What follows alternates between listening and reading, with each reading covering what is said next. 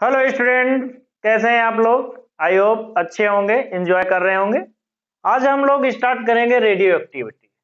इससे पहले हम लोगों ने कुछ बेसिक कॉन्सेप्ट आप न्यूक्लियर फिजिक्स में स्टार्ट किए थे कि एटॉमिक नंबर क्या होता है, मास नंबर क्या होता है, न्यूट्रॉन क्या होता है, प्रोटॉन क्या होता है। उसी में हम कंटिन्यूटी में आज है रेडियो एक्टिविटी। तो रेडियो एक्टिविटी क्या होती है, कौन से न्यूक्लियाई रेडियो एक्टिव न्यूक्लियाई होते हैं, कौन से स्टेबल न्यूक्लियाई होते हैं, कौन से अनस्टेबल न्यूक्लियाई होते हैं। ठीक है। तो जो रेडियो एक्टिव न्यूक्लियाई होते हैं, तो रेडियो एक्टिव न्यूक्लियाई क्या करते हैं, radio active nuclei the radio active nuclei the radio active nuclei emit alpha और बीटा एंड गामा पार्टिकल। तो रेडियो एक्टिव न्यूक्लियाई या तो अल्फा एमिशन करते हैं या बीटा एमिशन करते हैं और गामा एमिशन करते हैं। और इसलिए लगाया कि अगर कोई रेडियो एक्टिव न्यूक्लियाई अल्फा का एमिशन करेगा तो वो बीटा का एमिशन नहीं करेगा, और अगर वो बीटा का एमिशन करेगा तो अल्फा का एमिशन नहीं करेगा। लेकिन गामा दोनों के साथ में आएगी, क्योंकि gamma is a electromagnetic wave. Gamma क्या है? It is a EM wave, electromagnetic wave. तो गामा तो चाहे अल्फा निकले तब भी आपको मिलेगा, बीटा निकले तब भी मिलेगा। तो गामा तो आपको बाई प्रोडक्ट समझ लिए, गामा रेज जो है वो बाई प्रोडक्ट के केस में मिलेगी। लेकिन अगर कोई रेडियो एक्टिव न्यूक्लियाई है तो या तो वो अल्फा को एमिट करेगा या बीटा को एमिट करेगा, साइमल्टेनियसली दोनों उससे एमिशन नहीं होगा। ठीक है। तो जो अनस्टेबल न्यूक्लियाई है, the unstable nuclei the unstable nuclei,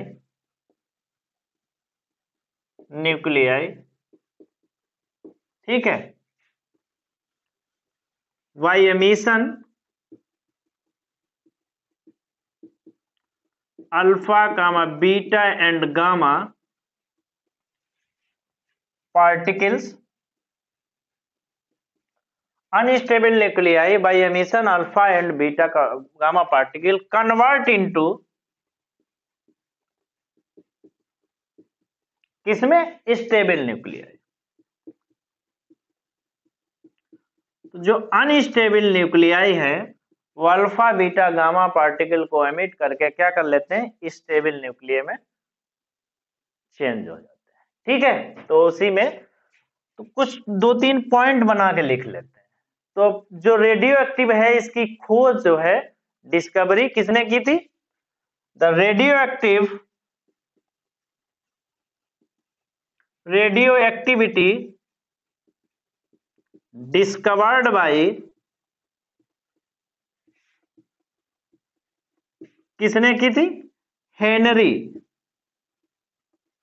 scientist है हेनरी बेकुलर।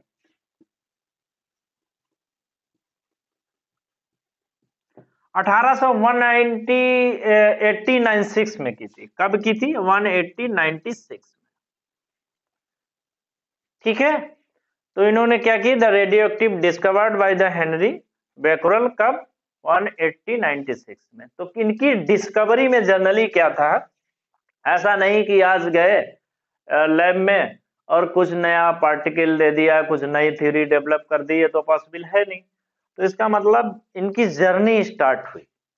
तो इन्होंने बहुत सारा टाइम लगा ये डिस्कवर करने। इन्होंने क्या किया, इन्होंने यूरेनियम लिया। किस चीज को? इन्होंने यूरेनियम लिया। तो ये यूरेनियम है, ये क्या है आपका? यूरेनियम। और इन्होंने इस यूरेनियम को ब्लैक पेपर में कवर कर दिया। किसमें कवर किया? Black pepper. ये आपका है ब्लैक पेपर। यूरेनियम को ब्लैक पेपर में इन्होंने कवर कर दिया। ये आपका यूआर था और इन्होंने इसे ब्लैक पेपर में जो है वो कवर कर दिया। चलिए भाई, ठीक है। और उसके बाद में इन्होंने एक सिल्वर प्लेट रख दी, या सिल्वर फाइल आप कह सकते हैं। एक इन्होंने सिल्वर सिल्वर पेपर कह सकते हैं, फॉयल कह सकते हैं, कुछ भी आप कहते हैं, एक इन्होंने सिल्वर फॉयल रख दिया। उसके बाद में इन्होंने एक फोटोग्राफिक प्लेट को रख दिया। किसको? ये है आपकी फोटोग्राफिक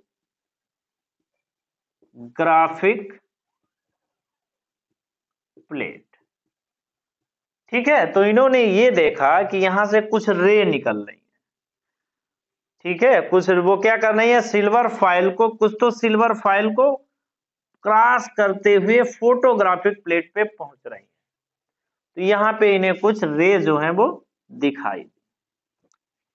ठीक है, तो उन्होंने उसके बेस पे जो डिटेल एनालिसिस करके बताया कि ये अल्फा पार्टिकल है, बीटा पार्टिकल है, ये गामा पार्टिकल। ठीक है, इतनी बात समझ में आ गई। अच्छा, सेकेंड पॉइंट इसी में लिखते हैं,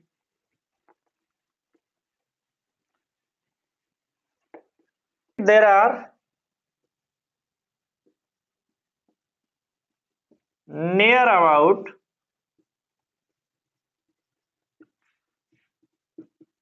एलिमेंट या न्यूक्लियाई। ठीक है, ओनली 260 आर स्टेबल न्यूक्लियाई।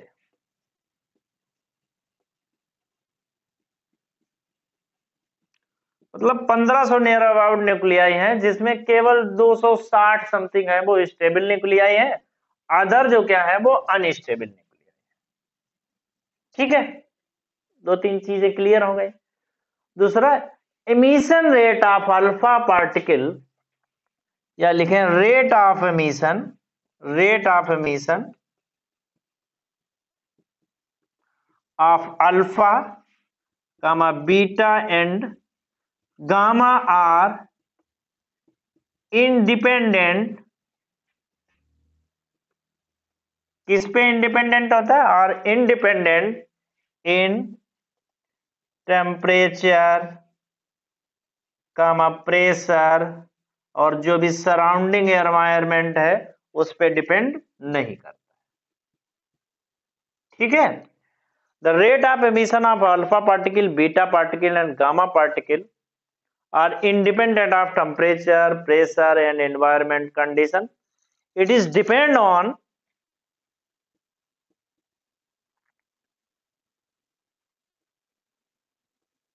किस पे डिपेंड करता है? It is depend on concentration of nuclei.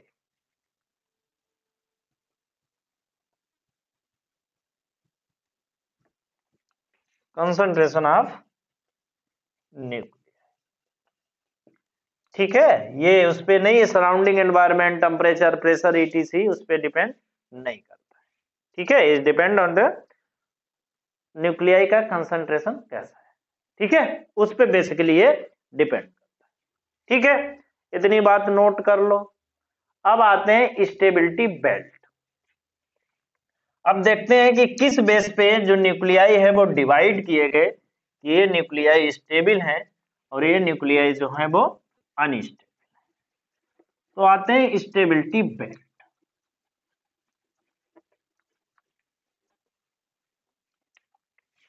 क्या है?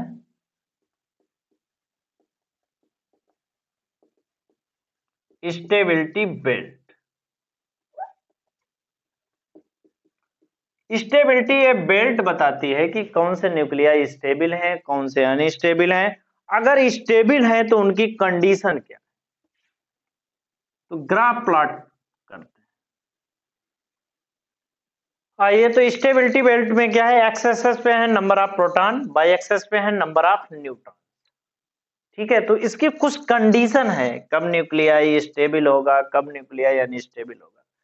तो पहला पॉइंट ये कह रहा है, पहला पॉइंट ये कह रहा है कि फॉर द एटम, कह रहा है for the atoms Z is less than 20, जिनके प्रोटॉन नंबर लेस देन 20 है, और स्टेबल न्यूक्लियाई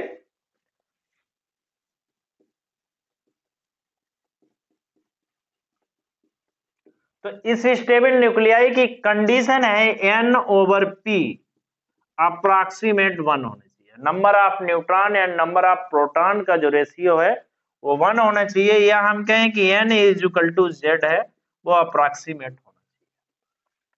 ठीक है, कितना?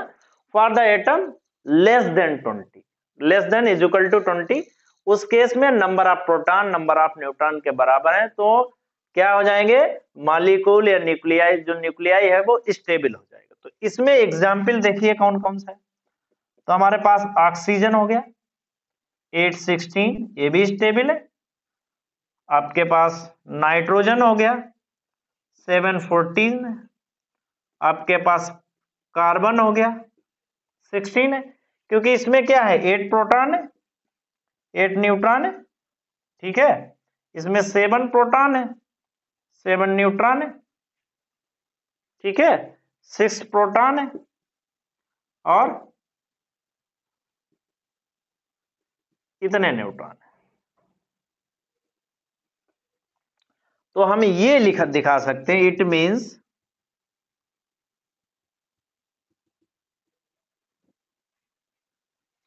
तो पहली एक कंडीशन है कि अगर Z की वैल्यू 20 से कम है, तो हम ऐसे कह सकते हैं, ये इसे यहां से टच करा दिया और आगे,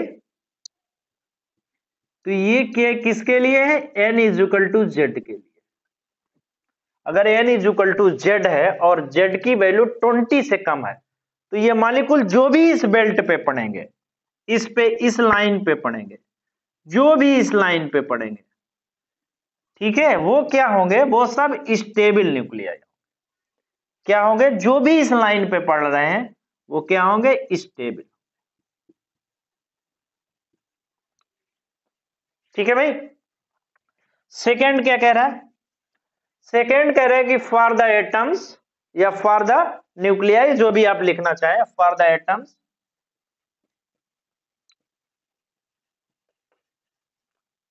Z is greater then 20। Stable nuclei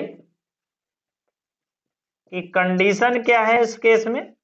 stable nuclei की जो कंडीशन है, N/P की वैल्यू 1.6 और 1 के बीच में लाई करनी चाहिए। N/P की value Z is greater then 20, 20 से ऊपर के जो भी एटम्स हैं, न्यूक्लियाई हैं, उनके केस में N/P का रेशियो 1 और 1.6 के बीच में होना चाहिए। तो 20 से ऊपर तो ये हो गए, मतलब इस डायरेक्शन की हम बात करेंगे, तो उसमें कौन कौन से ऐसे हो सकते हैं? एग्जाम्पल आप ले लो, जैसे आपका Fe हो गया 26, 56, और क्या हो गया आपका Ag हो गया 108, इसके बाद में 40। ठीक है, तो इस बेल्ट पे जो भी न्यूक्लियाई पड़ेंगे, इसका मतलब क्या है? यहां पे क्या चीज इंक्रीज हो रही है? न्यूट्रॉन नंबर इंक्रीज हो रहा है। तो इट मींस इस this is experimentally value, this ये क्या है? स्टेबिलिटी में।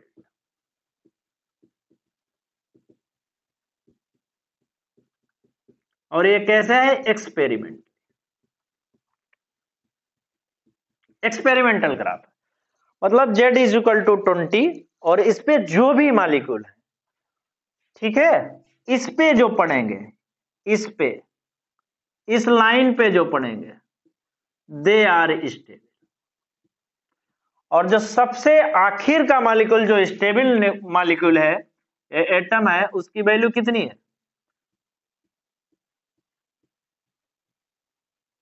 ठीक है, थर्ड इसी में लिखते हैं। थर्ड है कि नो स्टेबल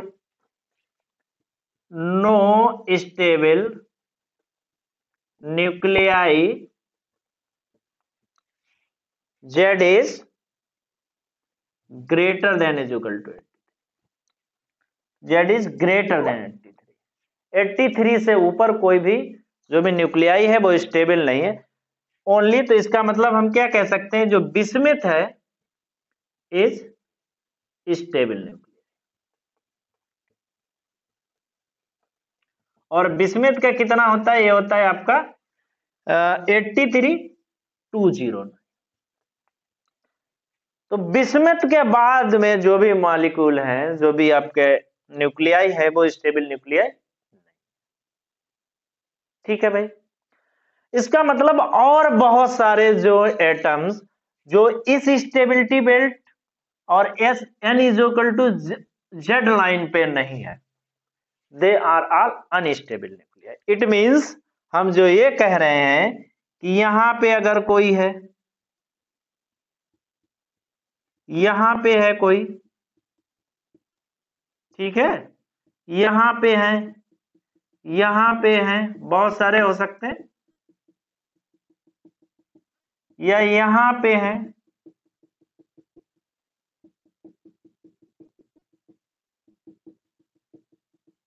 ठीक है,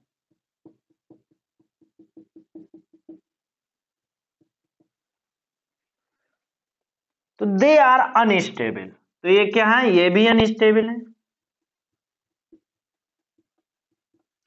ये भी अनस्टेबल है। मतलब इस n is equal to Z 20 से नीचे या इज इक्वल टू 20 पर, उसके अलावा जो मॉलिक्यूल इस स्टेबिलिटी बेल्ट पे नहीं आते, ठीक है, जो एटम या जो न्यूक्लियाई इस स्टेबिलिटी बेल्ट पे नहीं आते, उसके ऊपर आते हैं या उसके नीचे आते हैं, they are all unstable nuclei. Clear? They are all unstable nuclei. ठीक है, अच्छा, थर्ड पॉइंट और फोर्थ पॉइंट और लिखते हैं। फोर्थ क्या है? फोर्थ है the nuclei having, the nuclei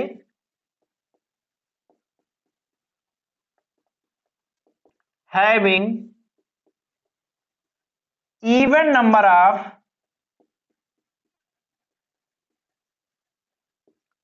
proton and neutron are stable। ठीक है, अगर जिसमें even number of proton and neutron है वो स्टेबल है, और 60% are belong from this category, this group, 60% इस ग्रुप में। ठीक है, एक और पॉइंट है, only few nuclei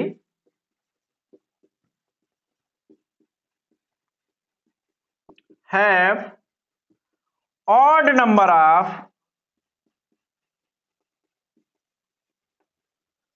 proton and neutron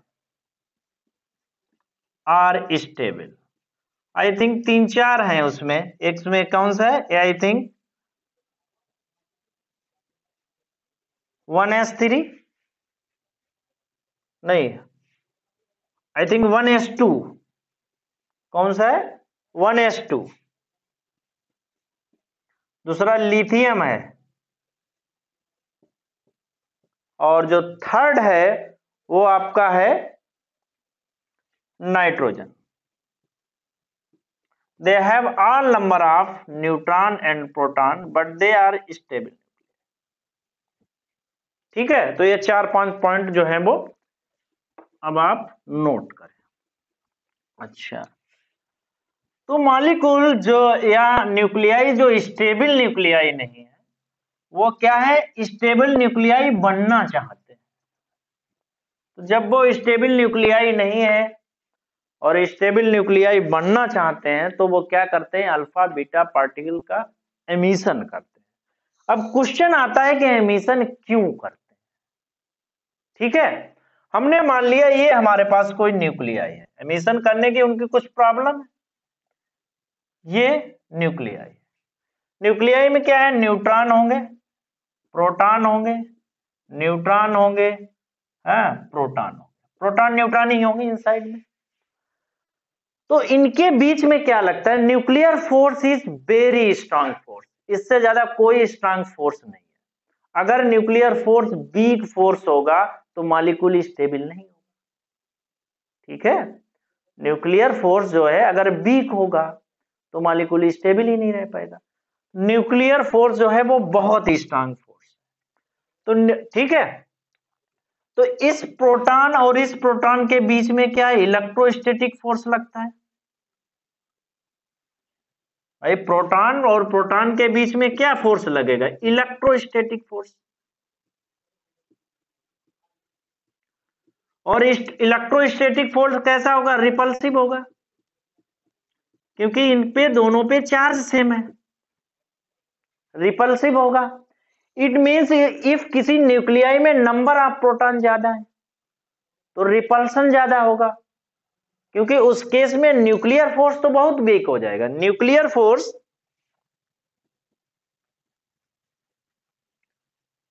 very strong force,